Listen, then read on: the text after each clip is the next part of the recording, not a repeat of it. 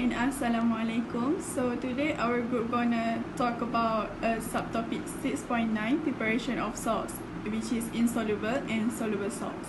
Salts is an ionic compound, and salts can be divided by two, which is soluble salts and non-soluble salts. Soluble salts is salts that can dissolve in water at room temperature, but non-soluble salt is salts that do not dissolve in water at room temperature. This table shows the solubility of salts in water.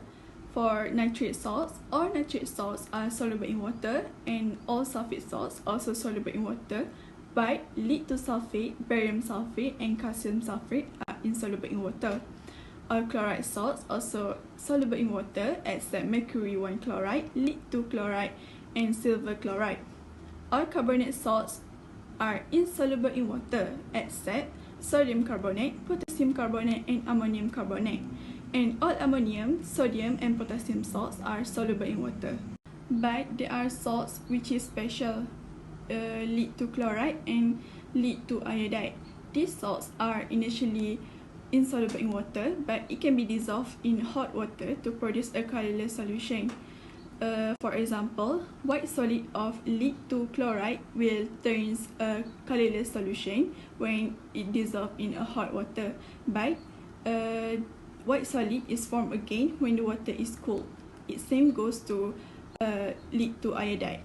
As all we know, preparation of soluble salts divided by two, which is all ammonium, sodium, and potassium salts, not ammonium, sodium, and potassium salts.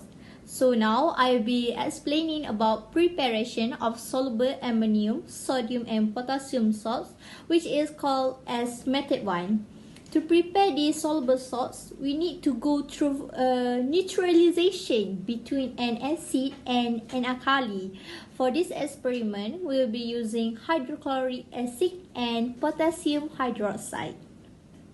First, we pour any alkali. For example, I use potassium hydroxide solution into a conical flask, and then we add a few drops of phenolphthalein.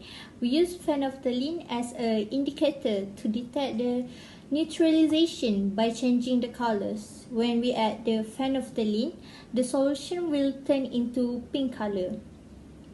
After that, any acid like hydrochloric acid will be titrated to the potassium rapidly until the color of the solution changes from pink to colorless. Second, we pour the content of conical flask into an evaporating dish and heat it to evaporate the water so that a saturated solution cool down the crystallization. After that, we filter the contents and rinse the crystal with a little amount of distilled water.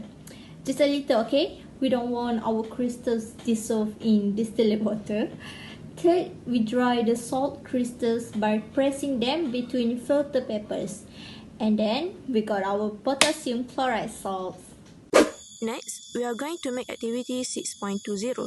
This activity is about to prepare a soluble salt based on the reaction between an acid and a metal oxide. First of all, pour 20 cm³ of 2.0 mol per decimeter cube nitric acid into a beaker and heat the acid using medium heat.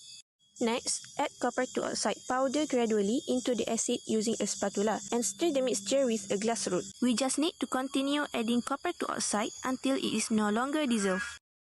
Then, filter the excess copper to oxide powder from the mixture. Next, pour the filtrate into an evaporating dish and heat the filtrate till a saturated salt solution is obtained. Now, let the resulting saturated solution cool until salt crystals are formed. Then, filter the content of the evaporating dish to obtain the salt crystals and rinse the crystals with a little amount of distilled water. Lastly, dry the salt crystals by pressing them between two pieces of filter papers. Done!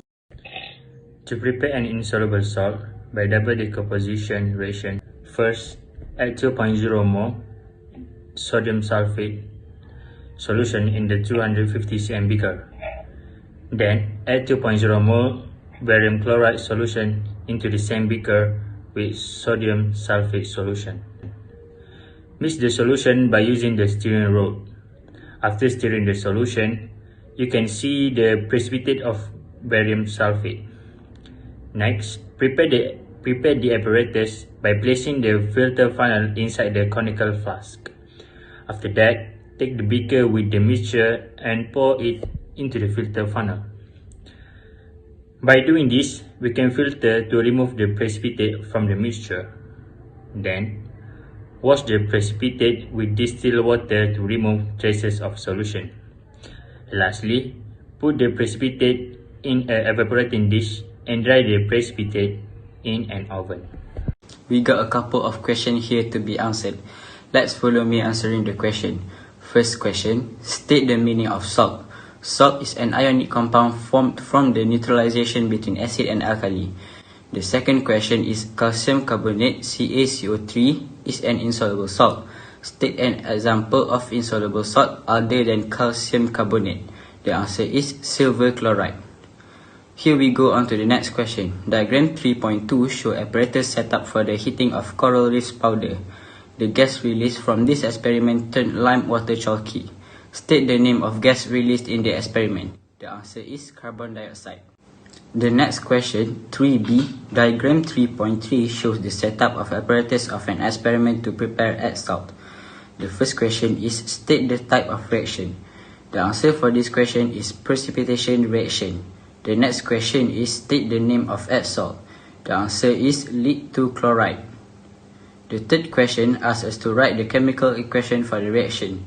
So first we have lead 3 nitrate plus sodium chloride become lead 2 chloride plus sodium nitrate. The last question is to calculate the mass of add salt formed. The information that be given there is the relative atomic mass for Cl is 35.5 and for lead is 207.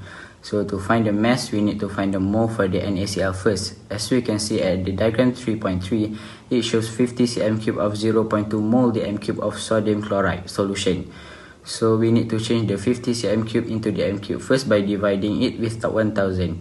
Then it will become 0.05 dm³. After we get the both things in dm³, we need to divide it and we will get the mole for NaCl, which is 4.